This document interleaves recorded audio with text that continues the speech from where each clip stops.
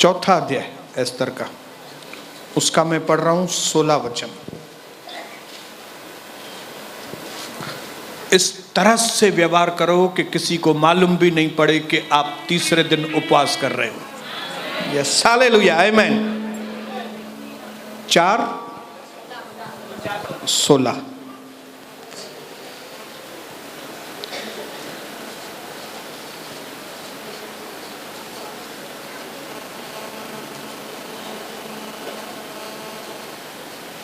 Okay, मैं 15 से ही पढ़ रहा हूं। तब एस्तर ने मोर्दकी के पास यह कहला भेजा, संदेशा भेजा कि तू जाकर शूशन के सब यहूदियों को इकट्ठा कर और तुम सब मिलकर मेरे निमित्त उपवास करो, क्योंकि मुझे एक बहुत बड़ा काम करना है। इसके लिए आप लोग मेरे लिए उपवास करो। 3 दिन रात न तो कुछ खाओ और न कुछ पियो, और मैं अपनी सहेलियों समेत उसी रीति से उपवास करूंगी, और ऐसी ही दशा में मैं नियम के विरुद्ध राजा के पास भीतर जाऊंगी, और यदि नाश हो गई तो हो गई। तब मुर्दकी चला गया और एस्तर की आज्ञा के अनुसार उसने किया। यहाँ पे एक बहुत बड़ी रानी, एस्तर रानी, जिसके पास राजा था, ताकत थी, सब कुछ था, लेकिन फिर भी इस बहन को, इस बड़ी रानी को एक चीज का सहारा लेना पड़ा, एक चीज का आधार लेना पड़ा, और वो था उपवास और प्रार्थना। हालेलुया। 2023 का सीक्रेट, गुप्त राज प्रभु ने जाहिर कर दिया है। जो लोग भी अपने जीवन में रोज विजय को देखना चाहते हैं, वे 2023 को उपवास और प्रार्थना का साल नाम देंगे। हालेलुया। विजय का नाम देने से शायद विजय आपको मिले या न भी मिले, लेकिन अगर बोलेंगे उपवास और प्रार्थना का, ये सुन के ही शैतान भाग जाता है। मैं आपको बताऊं,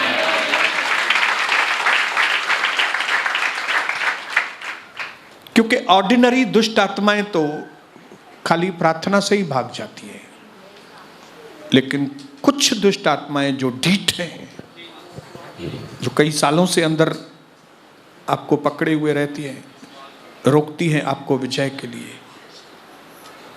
वो ढीठ दुष्ट आत्माएं सिर्फ उपवास और प्रार्थना से ही भागती हैं।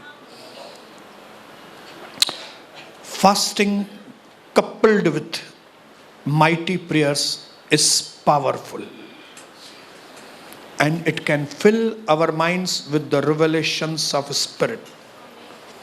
It can strengthen us against the times of temptations.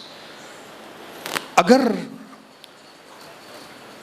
Powerful प्रार्थनाओं के साथ उपवास जोड़ देंगे तो यह बहुत ही ताकत वाली बात है। इससे क्या होता है, आत्मा की रोशनी आपको मिलती है, और परीक्षाओं की घड़ी में आपको परमेश्वर इसके द्वारा ताकत देता है। परीक्षाएं किसी के लिए भी नई चीज नहीं है, पुरानी बात है, लेकिन परीक्षाओं में से निकलना ये एक अद्भुत बात है। लोग परीक्षाओं में पड़े ही हैं, फेल हो रहे हैं। दुनिया की परीक्षाएं, उनमें से निकलना एक चुनौती है, लेकिन जो प्रभु के लोग हैं, वे प्रार्थना और उपवास को साथ में अगर लेते हैं तो उनके लिए ये चुनौती जो है, ये परीक्षाओं की चुनौती, उसके ऊपर हम जय पाके। Praise the Lord, hallelujah. कई चीजें हमने पहले पहले स्टडी की 2 दिन पहले भी, लेकिन कुछ चीज़ें फिर से मैं बोलना चाहूँगा ताकि उपवास और प्रार्थना की वैल्यू आपको हमेशा के लिए समझ में आए, वंस फॉर ऑल। क्योंकि यीशु मसीह ने खुद अपने मुंह से कहा है कि इस दुनिया के ऊपर जय पाने के लिए मैंने काम कर दिया, तुम फिक्र मत करो, और जब मैं नहीं रहूंगा तो तुम उपवास करना। जब दूल्हा इनके साथ है तो ये उपवास नहीं करेंगे, लेकिन जब दूल्हा तो ये करेंगे। हम लोग कर रहे हैं, हालेलुया। क्योंकि आपको अगर दुनिया के ऊपर जय पाना है तो आपको दूसरी दुनिया में आना पड़ेगा, हालेलुया। आपको दुनिया से ऊंचा आना पड़ेगा। ये हमारे शिवाजी महाराज जी और दूसरे जो राजा लोग हैं, वो किला क्यों बनाते थे, कोट बनाते थे पहाड़ के ऊपर? हाँ, उनको मालूम था कि हम जब ऊपर होंगे और दुश्मन नीचे से आएगा, न सिर्फ दिखाई देगा लेकिन उनको हराना। इधर से तीर लगाओ, गया, दूसरा तीर लगाओ, गया, बंदूक लगाओ, नीचे से ही गया। उपवास और प्रार्थना आपको अलग दुनिया में लेके जाता है। उपवास और प्रार्थना से हम लोग एक नई दुनिया में प्रवेश करते हैं। थोड़ी तकलीफ होती है, क्योंकि आपको मालूम होना चाहिए कि हमारे जीवन की सबसे बड़ी रुकावट शैतान नहीं है। हमारे जीवन की सबसे बड़ी रुकावट दुनिया नहीं है। हमारे जीवन की सबसे बड़ी रुकावट ये है, बोलो ये जिसको हम संवारते हैं।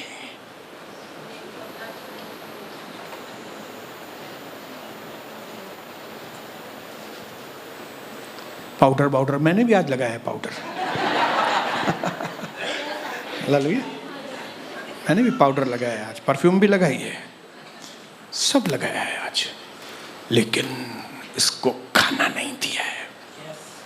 हालेलुया। जिसके ऊपर वो कूदता है ना, ये खाना खा के कूदता है, और इतना कूदता है कि हमारी जो आशीषें हैं वो हमसे दूर हो जाती हैं। इतना शोर मचाता है ये कि हमारा मन काम नहीं करता। उपवास क्या करता है? उपवास क्या करता है? उपवास इसको ठंडा करता है, इसको सबड्यू करता है। उपवास इसको कंट्रोल में लेके आता है। हालेलुया। जब ये कंट्रोल में आता है ना, तो मन में शांति आती है। आती है कि नहीं? हालेलुया। क्योंकि जब हम खाना खाते हैं, जैसे ही हम खाना खाते हैं, खाना नीचे आता है और उसका पाचन शुरू हो जाता है। और आपको मालूम है, पाचन एक बहुत बड़ा काम है। डाइजेशन, खाने का आपको मालूम नहीं पड़ता होगा, लेकिन वो डाइजेशन एक बहुत बड़ा काम है, जिसमें सब जो चीजें हैं ना वो भाग लेती है। खून भाग लेता है उसके अंदर।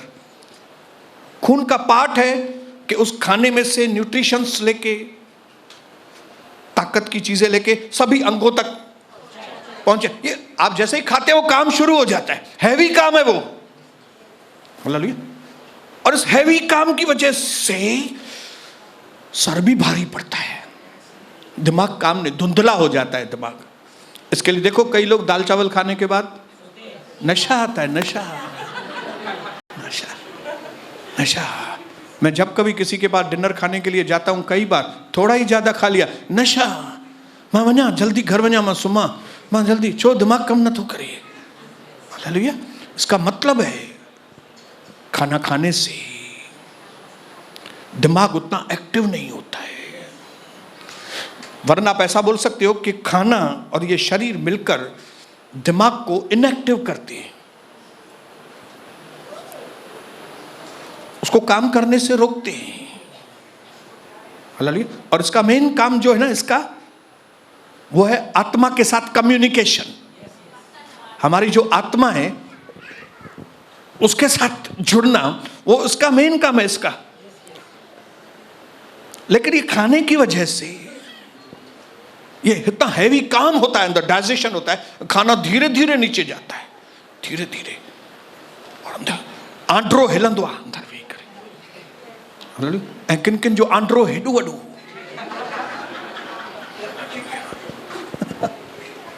हालेलुया। इन करे मोटन माण्हुनि खे निंड वधीक ईंदी आहे, आपने देखा है?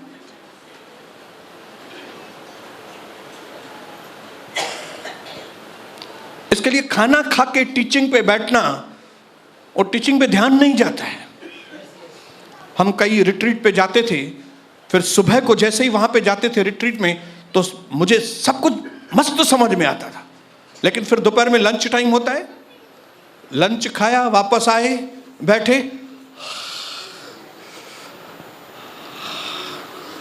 दूसरे सेशन में उतनी चीजें नहीं समझ में आती हैं। क्यों? खाना खाया है। लेकिन खाना जरूरी भी है, लेकिन खाना नहीं खाना भी जरूरी है। इसके लिए जीने के लिए मनुष्य केवल रोटी से नहीं, वरन परमेश्वर के मुख से निकले हुए हर वचन के द्वारा जिंदा। जिस तरह खाना जरूरी है, उसी तरह नहीं खाना भी जरूरी है। बोलिए, अपने पड़ोसी को याद दिलाओ, खाना जरूरी है लेकिन उपवास भी जरूरी है। खाना भी जरूरी है, उपवास खाण भी ॾाढो जरूरी है, पर उपवास रखण भी ॾाढो जरूरी है। हालेलुया। इसके लिए हमारा उपवास और खाने में बैलेंस होना बहुत जरूरी है। मैंने मार्क किया है कि एक ऑर्डिनरी विश्वासी को महीने में एक बार कम से कम अच्छी तरह से उपवास करना चाहिए। उपवास और प्रार्थना महीने में एक बार कम से कम, मिनिमम बता रहा हूं, मैक्सिमम नहीं बता रहा हूं। तो आप ये पकड़ के नहीं चलो मैं नया हूं मतलब खाली एक ही दिन रखूं चलेगा काम। मिनिमम जैसे अगर मैं बोलूं आपको, भाई आपको एक वेले पे आधा रोटी तो मिनिमम खाना चाहिए, तो क्या आप आधा ही खाएंगे? आप बोलेंगे ब्रदर को बोलने दो बाबा, मुझे 2.5 रोटी तो खपन। हालेलुया।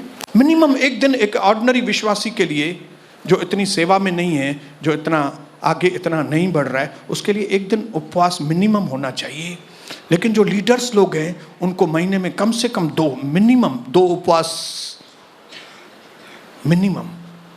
और उसमें भी हमारे जैसे पास्टर्स के लिए हफ्ते में मिनिमम एक दिन उपवास रख के सेवा करना बहुत ज़रूरी है। अगर हम पास्टर्स लोग सही तरीके से हफ्ते में एक बार भी उपवास नहीं रखते, उनकी सेवा टाइम पास सेवा हो जाएगी।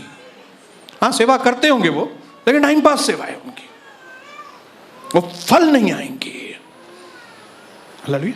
भेड़े नहीं आएंगी, भेड़िए आएंगे, टाइम पास लोग आ जाएंगे। हालेलुया।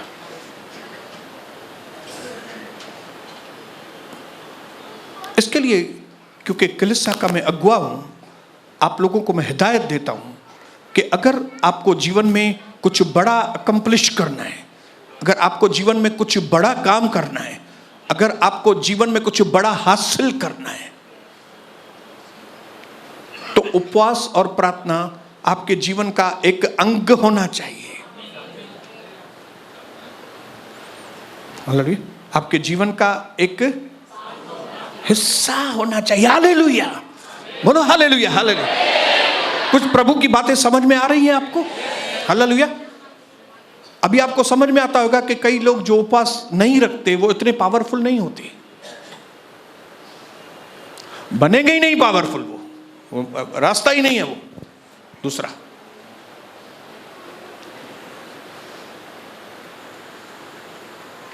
आज्ञा नहीं है कि उपवास रखो ही रखो, ये अंडरस्टैंडिंग है।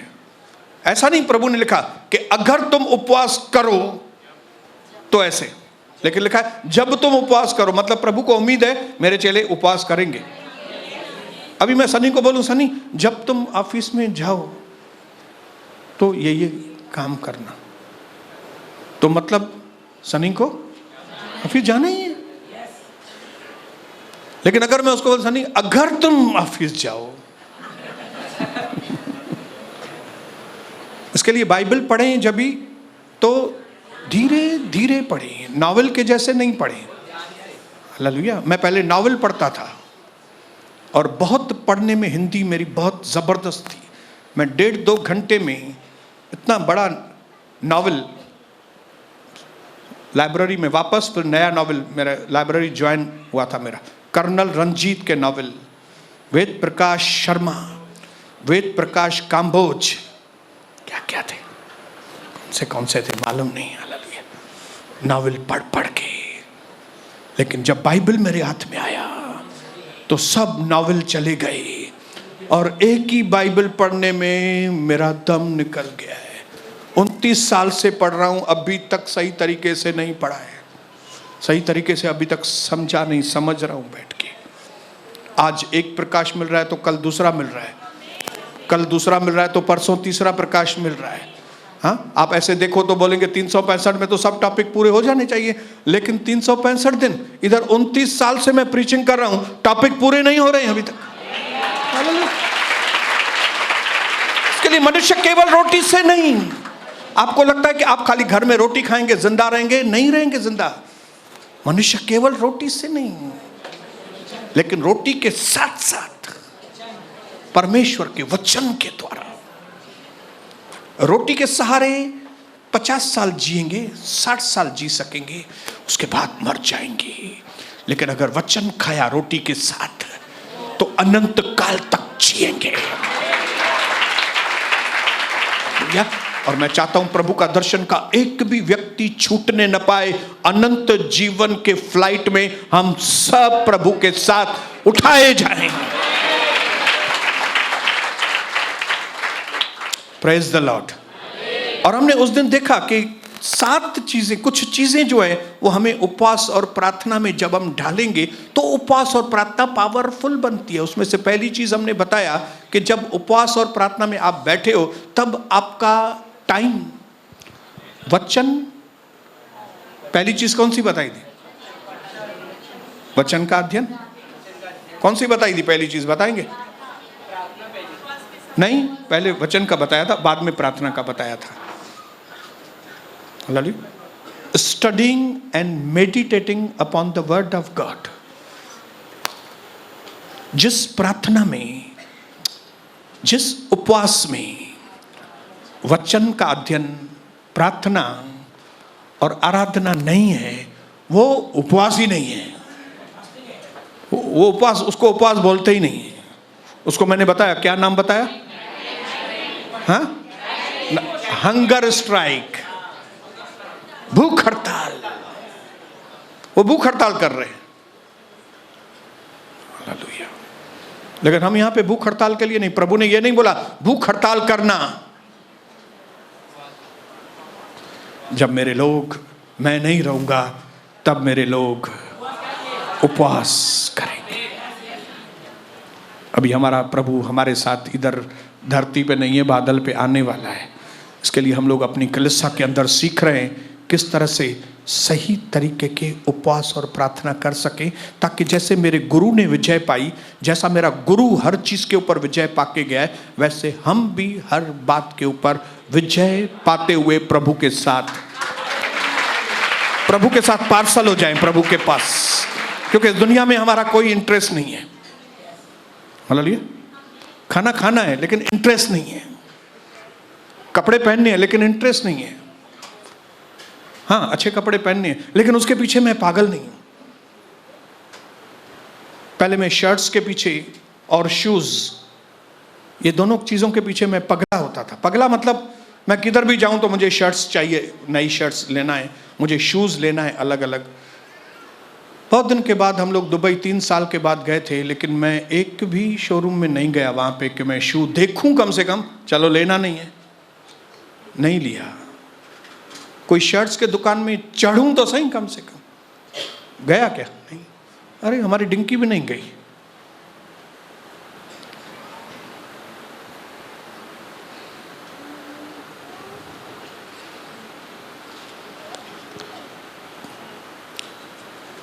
जिस उपवास प्रार्थना में वचन की रोशनी को आप लेने के लिए टाइम नहीं निकाल रहे हो, वो सक्सेस नहीं जाएगा।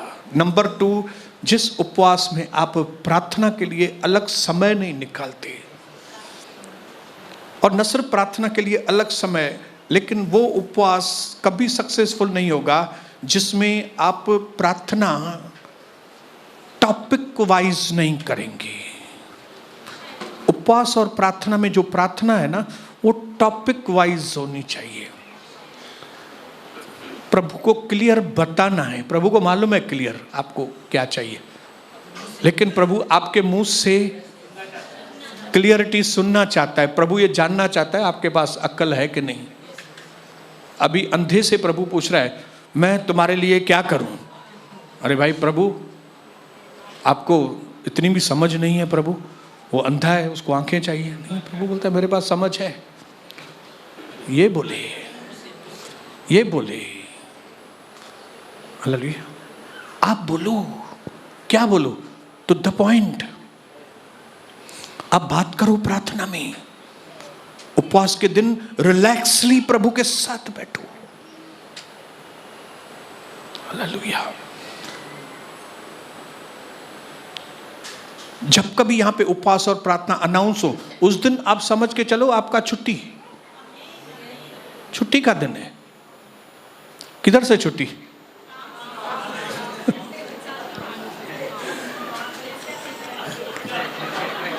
जिते था जामण जो साह अटकेला जिते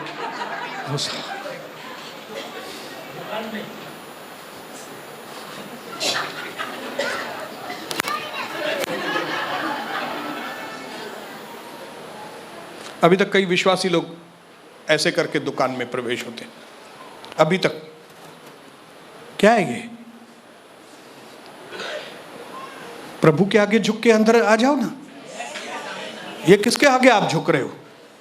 ये क्या ऑफिस आपका प्रभु है क्या? ये आपका ऑफिस? ये ऑफिस नहीं है प्रभु हमारा। यीशु मेरा प्रभु है।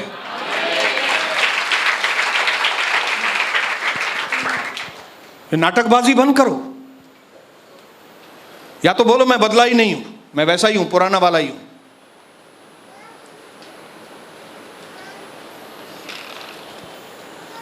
बोलो अच्छी तरह से, टॉपिक वाइज। मेरे बेटे का ऐसा ऐसा प्रभु आप जानते हो प्रॉब्लम है, मुझे मेरा बेटा आप ठीक करके दो। मेरे पति का बिजनेस ठीक, मैं उसकी शक्ल से जान गई हूं प्रभु, मेरा पति बिजनेस की वजह से परेशान है, आप दया करो। मैं पति के ऊपर मेहनत करूं कि आपके अंदर विश्वास में वो बढ़े। टॉपिक, मैं अपने पति को, बेटे को, बेटी को आपके हाथ में दे, आशीष करो। आमीन।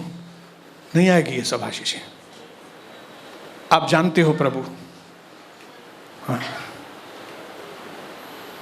बाबो वेठो ना बीठो थी यानी। हालेलुया। बाबो बीठो थी ॿुधण लाइ तुंहिंजे वात मां तूं छा थी चएं, तूं छा थो चएं, उहो मूंखे ॿुधाए। प्रार्थना बहुत जरूरी है। उपवास और प्रार्थना मिलके ठूसा बनता है। हालेलुया। न त ठूसो न ठहंदो, ठूसी ठहंदी। मेरा भी कोई दिन दिमाग खराब हुआ था जवानी में, मैं भी कराटे सीखने गया था और ऐसे फाइटिंग करता था। वो डूडा आनंदा से। आजकल के जवान सावधान हो जाओ, जो पगलापन मैंने किया है आप मत करना। तीसरी चीज पे आते हैं जो हमारे उपवास और प्रार्थना में बहुत जरूरी है, लेकिन कई लोग निग्लेक्ट करते हैं, वो है माफी। प्रभु ने कहा जब कभी तुम वेदी पर आओ, मुझे भेंट देने के लिए, प्रार्थना करने के लिए। तो अगर किसी भाई के लिए तुम्हारे मन में मन दुख है, किसी भाई को तूने दुख दिया है, बेइज्जती की है, किसी की बहू की बेइज्जती की है, सास की बेइज्जती की है, माफी मांगो पहले जाके उससे, नहीं तो तुम्हारा वेदी पे आना व्यर्थ है। हालेलुया। ये माफी होना हमारे जीवन में बहुत जरूरी है, और भी चुन चुन के माफ करो लोगों को। हालेलुया। प्रभु जानता है कि आपके मन को दुख दिया है किसी ने, लेकिन आपने भी तो कितने लोगों को दुख दिया है, आपको क्या मालूम। क्या आपने दुख नहीं दिया बहन किसको भी? फिर प्रभु ने आपको माफ किया है ना। और यही अनफॉरगिवनेस, न माफ करना, कई लोगों की उपवास को भी व्यर्थ, प्रार्थनाओं को भी व्यर्थ, सब चीजों को व्यर्थ, क्योंकि आप माफ नहीं करते। आपके दिमाग में खाली बहू ने क्या किया वही घूम रहा है। बहू ने ऐसा किया, अच्छा नहीं किया उसने, मुझे पसंद ही नहीं, उसने ये किया, उसने ये किया, और उसकी वजह से इमेज बना के रखा है। और हमेशा बहू के आगे बात करते हैं तो वो इमेज, वो पिक्चर दिमाग में रख के बात करते हैं। इसके लिए बहू होती नहीं है अपनी, आपकी खुद की नहीं हो रही है बहू। बहू को बहू, बेटी, अपने बेटे को बेटा समझो, बाप को बाप समझो यार, परिवार को परिवार समझो। हम खून हैं। हालेलुया। और अगर कोई खून नहीं भी है, बाहर का है, बाहर की वजह से हम अपनी आशीष क्यों रोके? बाबा माफ कर दो ना उसको। हाँ? धारे जे करे असांजी छो आशीष रुक जे। आप अगर बुद्धिमान होंगे तो अगर कोई धार्या व्यक्ति है जिसने आपको दुख दिया है तो आप उसको भी माफ करेंगे, क्योंकि आप बुद्धिमान हैं। अभी मेरे पास यहाँ पे एक लीडर ने मेरे ऊपर अटैक करवाया था 1997 में। मुझे मालूम था ये फलाने लीडर ने मेरे ऊपर आक्रमण करवाया, और मेरा पूरा फेस लहूलुहान हो गया था, मेरा हालत एकदम, मेरे उर्जे पुर्जे ढीले कर दिए थे। वो प्रोफेशनल, वो जो मारने वाले आते हैं वो प्रोफेशनल पंचेस पहने हुए थे, उन्होंने मुझे मारा था। आपको लगता है कितना समय लगा होगा मुझे उसको माफ करने में?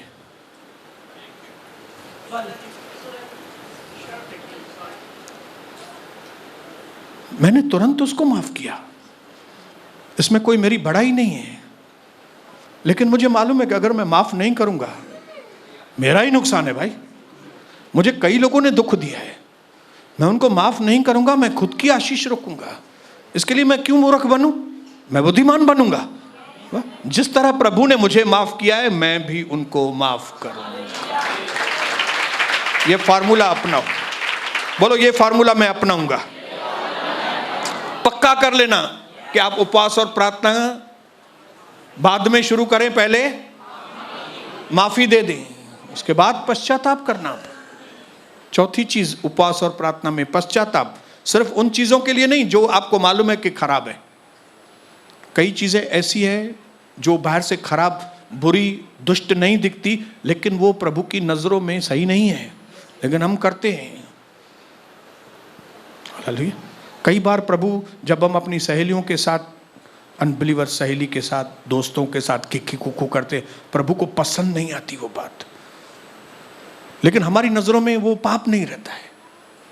हम क्या सोचते हैं, ये क्या है, कौन सी बड़ी बात है।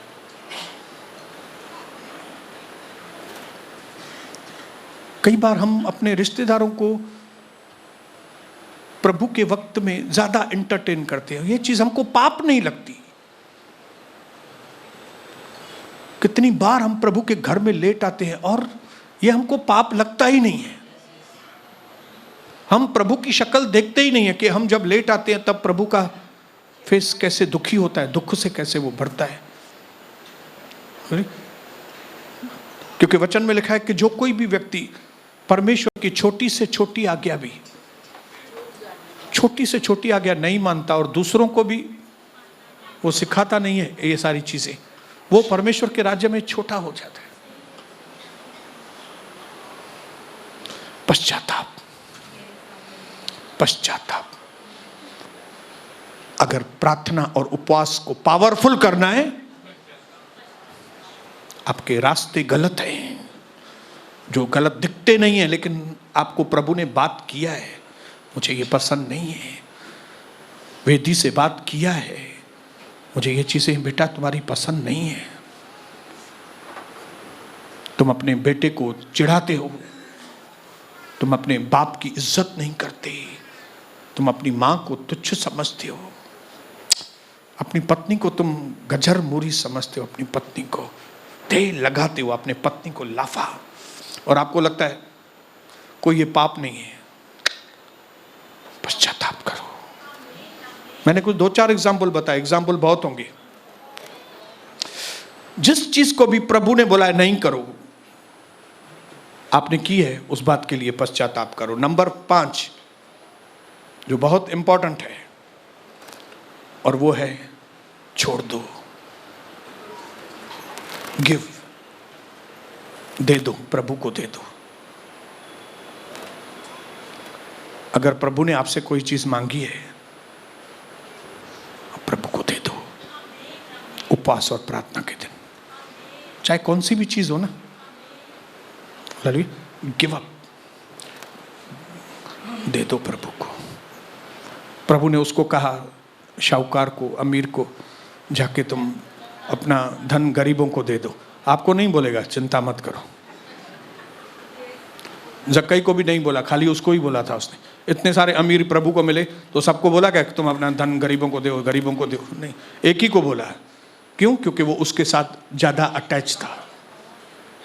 हर वो चीज जिसके साथ आप प्रभु से ज्यादा अटैच है, उपवास और प्रार्थना के दिन प्रभु को, चाहे वो चाय हो, मामूली चाय, आप बोलते हो अगर मैं चाय के बिना नहीं रह पाता हूं, तो प्रभु को ये बात पसंद नहीं है। आपको एक ही चीज बोलनी है, मैं प्रभु के बिना नहीं रह सकता। अगर आपके मुंह से कभी या अंदर से आवाज आती है चाय नहीं दीता, चाय नहीं रहेगी, तो ये बात प्रभु को पसंद नहीं है। चाय दे दो प्रभु को। हालेलुया। शूज भी हो सकते हैं। मुझे शूज पसंद हैं, लेकिन अभी मैं शूज के पीछे पागल नहीं। न मिलंदो त मां छा मनी, न मिले तो न मिले, आहिनि न ॿिया शू पाइबा हुए। ड्रेसेस हो सकती हैं, आपके अंदर ड्रेसेस का क्रेज हो सकता है। आप ड्रेसेस को प्रभु से ज्यादा है। आपका फैशन करना, फैशन नकंदस त मां कीअं हलंदस, फैशन।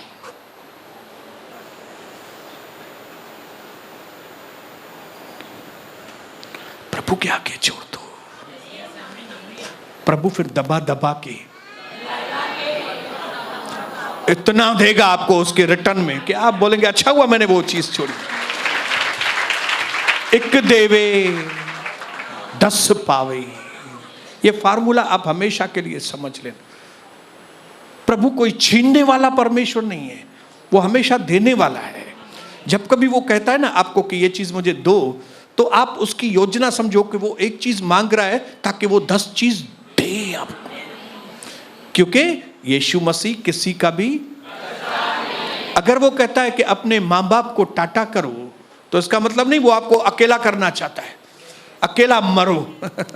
नहीं, वो कहता है अपने माँ बाप को टाटा बाय बाय करो, तो मैं तेरे को सारी दुनिया में हजारों मम्मी पापा देगा तेरे को मैं। हालेलुया। और वो भी कौन से मम्मी पापा मालूम है? कौन से mummy papa?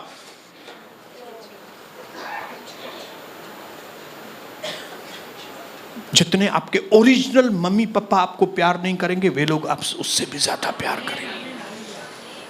Original mummy papa शायद आपका शेयर भाग आपको नहीं दे, लेकिन ये बड़े लोग जो प्रभु मिलाएगा ना, माँ बाप, ऐसा वचन में लिखा है, मिस्र का धन और कूश के व्यापार की कमाई और सबाई के लंबे चौड़े लोग ऐसे ऐसे करके तुम्हारे पास आएंगे और कहेंगे क्या चाहिए तुमको, हमको पता, जो तुम्हारे माँ बाप ने नहीं दिया हम तेरे को दे। Hallelujah, hallelujah. तू मेरा बेटा है, आज तू मुझसे उत्पन्न हुआ है, आज तेरा बर्थडे है, तू मुझसे मांग, मैं तुझे जाति जाति के लोग दे दूंगा। वो लोग जो तुमको पहचानते भी नहीं है, वो तुम पर जान न्यौछावर करेंगे अपनी। कभी जब आप एक चीज छोड़ेंगे तो वो चीज जो आपको प्रभु से ज्यादा अट्रैक्ट करती है, हालेलुया, अट्रैक्ट। मुझे नहीं मालूम आप लोगों को कौन सी चीज, मैं तो अपना अट्रैक्शन बता दिया आपको। प्रभु में आने के पहले लड़कियां अट्रैक्ट करती थी, उसके बाद दारू अट्रैक्ट करता था, उसके बाद दोस्त लोग अट्रैक्ट करते थे। उनका तो लाइन खत्म हो गया, पूरा हो गया, उनके दिन पूरे हो गए। उसके बाद थोड़े ये शूज के दिन पूरे चालू थे, उसके बाद शर्ट्स के दिन चालू थे,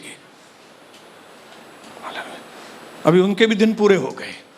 लेकिन इसका मतलब ये नहीं मैं शू नहीं पहनता हूं, इसका मतलब ये नहीं शर्ट नहीं पहनता हूं।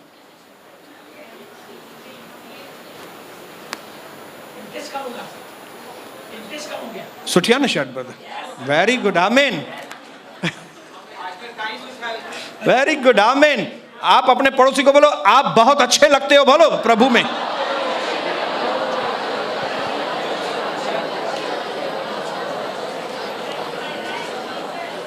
नंबर 6 जो आप अपने उपवास और प्रार्थना में जोड़ सकते हो, वो है उस दिन अपने आप को प्रोग्राम करो, प्रोग्रामिंग करो आपका, मुझे क्या करना है। हालेलुया, क्योंकि वो दिन प्रभु का है, वो दिन अलग, वो दिन प्रभु का है जिस दिन आप उपवास प्रार्थना करते हो। हालेलुया, बहुत जरूरी है ऑफिस जाना, आधा 1 घंटा 2 घंटा जाके आओ, लेकिन अपनी एनर्जी उसमें नहीं देना, क्योंकि उस दिन आपको इनपुट नहीं है एनर्जी का। उस दिन आप खाना नहीं खा रहे हो, खाना नहीं खा रहे हो मतलब एनर्जी अंदर नहीं आ रही है, खाली जो पहले से ही अंदर एनर्जी है उसको यूज कर रहे हो। तो अगर आपने वो एनर्जी ज्यादा यूज कर दी, फिर आपको क्या होगा, पेटे बुखटी लगे, मुझे 2 बजे चौथी बुख लगे, छाकाणि त तू चरियन जे कमन में वेही करे पंहिंजो टाइम मिलायो। अगर तुमने अपने आप को प्रोग्रामिंग किया होता, सही तरीके से अपने उस 24 घंटे को या 2 दिन को प्रोग्रामिंग किया होगा, भाई ये लोगों से भी मुझे बात कम करना है, क्योंकि बात करने में भी एनर्जी जाता है, मोबाइल देखने में भी एनर्जी जाता है। हालेलुया, लोगों के साथ 2-4 गप्पे लगाएंगे, एनर्जी जाता है। एक जापानी बाजार का चक्कर मारने के लिए निकलेंगी मम्मी, गई एनर्जी पूरी, और फिर मैं ऊपर नहीं रख सकती है, तो जापानी बाजार गई क्यों तू? आज उपवास और प्रार्थना है ना, प्रभु का दिन है ना, अपने आप को प्रोग्राम करो ना। हालेलुया, उपवास और प्रार्थना आपको अलाइनमेंट देगा, आपको सही रास्ते से जोड़ता है। समझो ये जगह पे आशीष है, लेकिन जब हमारी उपवास प्रार्थना नहीं रहती है ना, तो हम उसके आसपास ही घूमते हैं, लेकिन ये आशीष दिखाई नहीं देती है हमको। हालेलुया, अभी एस्तर और राजा के बीच में सॉल्यूशन था, लेकिन एस्तर को समझ में नहीं आ रहा था मैं कैसे जाऊं। तो उसका सॉल्यूशन क्या किया उन्होंने, उपवास करो, प्रार्थना करो, ताकि एस्तर सही तरीके से राजा के पास आए और राजा से भागी पाए और काम हो जाए। अलाइनमेंट। हालेलुया, स्वर्गदूत के द्वारा प्रकाशन भेज सकता है प्रभु, लेकिन कैसे भेजे? दानियल ने कहा 10 अध्याय में, मैं जो अच्छी चीजें हैं जो मुझे बहुत पसंद हैं, मैं उनको नहीं खाऊंगा। जो क्रेजी फूड है मेरे लिए, जिसके लिए मेरे अंदर क्रेव होता है, अंदर खिंचन, झींगा, मुझे झींगा खपन, झींगाड़े झींगा लाला। हालेलुया, तो उसने बोला मैं झींगा नहीं खाएगा, मैं ये नहीं खाएगा, और जैसे ही उसने बोला ये नहीं खाएगा, अलाइनमेंट हो गया। अलाइनमेंट मतलब हिंदी में क्या चाहिए? अलाइन, संतुलन और अलाइनमेंट, लाइन लाइन। आपको जैसे प्रभु ने वचन में लिखा है कि तुम अपनी समझ का सहारा न लेना, वरन हर बात में प्रभु पर भरोसा करना, उसी को सिमरन करके सब काम करना, तब वह तुम्हारे लिए सीधी राह निकालेगा। सीधा आके आप कुर्सी पे बैठेगा। प्रोग्रामिंग करो। जिस दिन उपवास और प्रार्थना है उसको मामूली मत समझो, उस दिन अपना प्रोग्राम बनाओ। अभी मैं निकल रहा था घर से तो कविता ने बताया कि आज ये करके ना हम लोग ये काम इधर पूरा कर देंगे, हम 3 बजे निकलेंगे। Programme programme. सनी ने उधर से ही फैसला किया, ये ऐसे करके मैं जल्दी घर पे आऊंगा ताकि मैं सही टाइम पे इधर मैं पहुंच सकूं। प्रोग्रामिंग, बोलो प्रोग्रामिंग। आखिरी चीज जो आप करेंगे तो बहुत उपवास प्रार्थना में पावर आ जाएगा, वो है चुपचाप परमेश्वर की उपस्थिति में बैठो। चुपचाप, जैसे मैं इधर बैठता हूं, चुप करके उसकी सुनता हूं। बात नहीं करता हूं, उसकी सुनता हूं। बिकॉज प्रेयर इज द 2 वे। हम बात करते हैं और फिर प्रभु बात करता है। अगर सिर्फ आप ही बात करके उठकर चले जाएंगे, उसको प्रार्थना नहीं बोलते। प्रभु का सुनना, प्रभु क्या कहता है आपको, और वो प्रभु जो कहता है वो तभी आप सुन सकेंगे जब भी आप चुप करके एकांत में बैठेंगे। चुप करके। ज्यादातर लोगों को अच्छा घर है प्रभु ने दिया है, ज्यादातर लोगों को। और अगर ज्यादातर लोगों को अच्छा घर नहीं है, कम से कम बाथरूम है,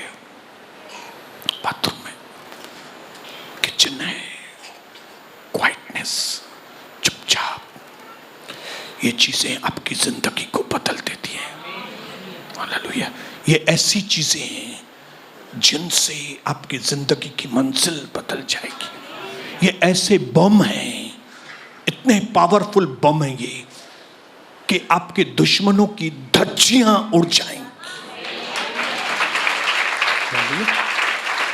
जिस तरह मेरे जीवन के जो दुश्मन हैं उनकी धज्जियां उड़ी हुई हैं।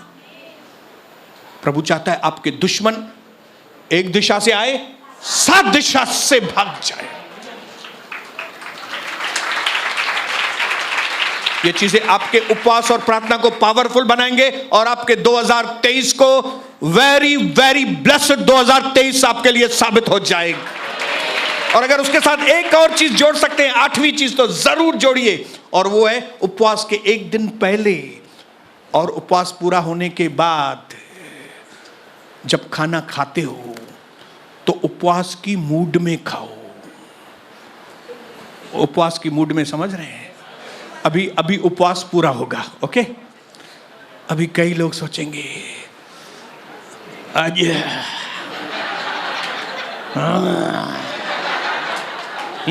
ये दाल बहेगी और मैं दाल भले आप ऐसे नहीं करेंगे, लेकिन घर जाके यहाँ इतना ही सैंडविच वाले वर्ड सुन दो, टूटी पड़ो नहीं, उपवास के मूड में, बोलो उपवास वाले मूड में थोड़ा बहुत खाके अपने पेट को थोड़ा शांत करो। फिर 1-2 घंटा रख के अगर आपको थोड़ी भूख लगती है थोड़ा और खाओ, ताकि एक साथ खाने से नए डीमंस, नए भूत आपके अंदर ना आ जाएं। क्योंकि जब हम उपवास छोड़ के यकायक एक के बाद एक खाना चालू करते हैं और खाते ही जाते हैं तो डीमंस को मौका मिलता है, ग्लटनी स्पिरिट को, चलो घुसो इसके अंदर, चलो चलो चलो चलो चलो, ये खा रहा है ज्यादा, चलो घुसो इसके अंदर। ऐसा नहीं कि उपवास और प्रार्थना फायदे के बजाय है आपके लिए। और एक दिन पहले भी, जिस दिन आप उपवास रख रहे हो उसके एक दिन पहले भी, ऐसा नहीं कि अभी उपवास 12 बजे से चालू होगा तो 8 बजे भी खाना खाओ, 10 बजे भी खाना खाओ और 12 बजे भी माँ अचा तो गोल मैदान ताथी करे, राम भाजी पाव भाजिया का खाई करे, अचा तो पे छो त मां हबछू आया, हालेलुया, मां छो त खाऊ आया, हालेलुया, एडो खाई छॾियां त जीअं सुभाणे बुख न लगे, ऐसा नहीं होगा। आप जितना उधर ज्यादा खाएंगे उतना फिर कल आपको और तकलीफ होगी। और आप उस दिन भी थोड़ा लिमिटेड, उस दिन भी थोड़ा लिमिटेड, और फिर धीरे धीरे, जैसे अभी कल आज रात को मैं थोड़ा कम खाऊंगा, कल सुबह नाश्ता थोड़ा अच्छा खाऊंगा, फिर दोपहर का खाना थोड़ा और अच्छा खाऊंगा, स्टेप बाय स्टेप। अगर इस तरह से आप उपवास को टाटा बाय बाय करेंगे तो डीमंस नहीं आएंगे। पवित्र आत्मा एक्टिवेट रहेगा आपके अंदर, पवित्र आत्मा आपके अंदर काम करेगा, और आपका एक एक उपवास प्रार्थना, जिस तरह यीशु मसीह ने शुरुआत से ही उपवास और प्रार्थना के द्वारा अपनी मिनिस्ट्री को 4 चांद लगा दिया, इस तरह हम लोग भी हर फैसले के पहले, हर डिसीजन के पहले, हर कोई स्टेप लेने से पहले, जब हम इस तरह से उपवास और प्रार्थना करके स्टेप करेंगे ना, आपके जीवन की नैया पार लग जाएगी। भाई, मैंने अपने जीवन को उपवास और प्रार्थना का एक अंग बना है। मेरे जीवन में उपवास और प्रार्थना रहेगा ही रहेगा, हालेलुया, रहेगा ही रहेगा, चाहे मुझे उसके लिए थोड़ी तकलीफ सहन करनी पड़े ना। अभी मैं 2 दिन थोड़ी तकलीफ सहन की है, लेकिन